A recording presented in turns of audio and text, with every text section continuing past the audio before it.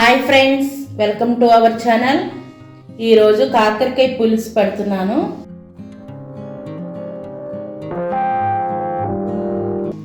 ఇది కాకరకాయ ఒక 1/2 kg తీసుకున్నాను. అలాగే ఒక పెద్ద సైజు నిమ్మకాయ అంతా చింతపండు నానబెట్టుకున్నాను.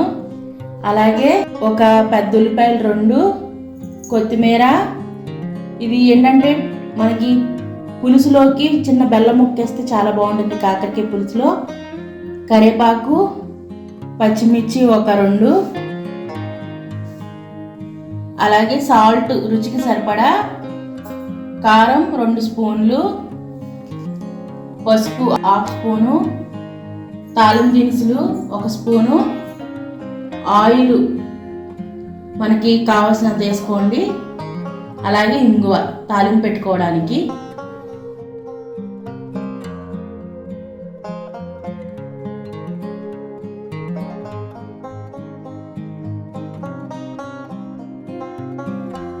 ఇప్పుడు మనం తయారీ విధానం చూద్దాం.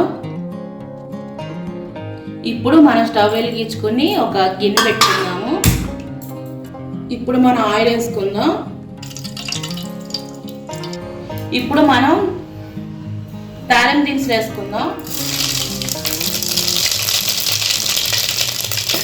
అలాగే ఉల్లిపాయ, పచ్చిమిర్చి కూడా వేసేసుకుందాం. అలాగే కరివేపాకు,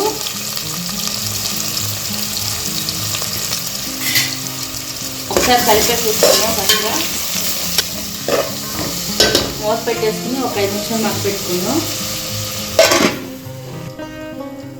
ఇప్పుడు మనం మూత తీసుకుని చూసుకుంటాం. ఇలా ఏగిపోయి ఉన్నాయి. మధ్య మధ్యలో కలుపుకుంటామండి. కొంచెం ముందు వేద్దాం. తాలింపులోనే వేసుకోవాలి.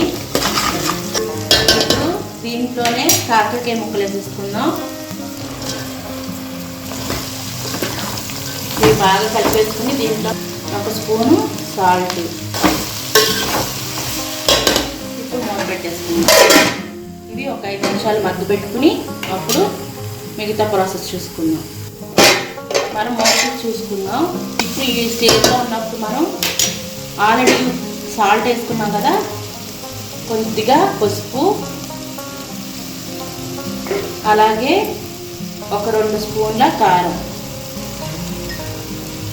వేసుకుని మొత్తం కలిపేసుకుని ఇప్పుడు ఇందులోనే మనం పులుసు పోసుకుందాం.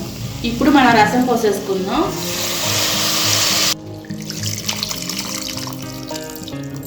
ఇప్పుడు మొత్తం కలిపేసేసుకుని పెట్టేసుకుందాం. ఒక 5 నిమిషాలు ఉడకబెట్టుకుందాం. ఇప్పుడు తీసి చూసుకుందాం. ఇలా ఉడుకుతుంది కదా, బెల్లం ముక్క వేసుకుందాం. ఎందుకంటే బెల్లం ముక్కేస్తే కాకరకాయలో చాలా బాగుంటుంది. మన చేదు కూడా ఉంటుంది కదా, అది ఇది కలిపి చాలా టేస్ట్ వస్తుంది అన్నమాట. ఇప్పుడు మనం మూత పెట్టుకుందాం. కొద్దిగా ఒక 2 నిమిషాలు 3 నిమిషాలు ఉడికి సరిపోతుంది. ఇప్పుడు మనం మూత తీసుకుని చూద్దాము. అయిపోయింది. ఇప్పుడు మనం కొత్తిమీర వేసుకుని 1 నిమిషం ఉంచుకుందాం. ఇప్పుడు స్టవ్ ఆఫ్ చేసుకుందాం.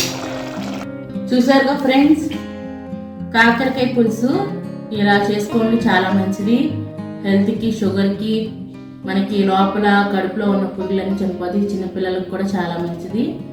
మీరు వారానికి 2 సార్లు వండుకోండి. చాలా మంచిది హెల్త్కి. ఈ వీడియో మీకు నచ్చినట్టయితే లైక్ చేయండి, షేర్ చేయండి, సబ్స్క్రైబ్ అవ్వండి.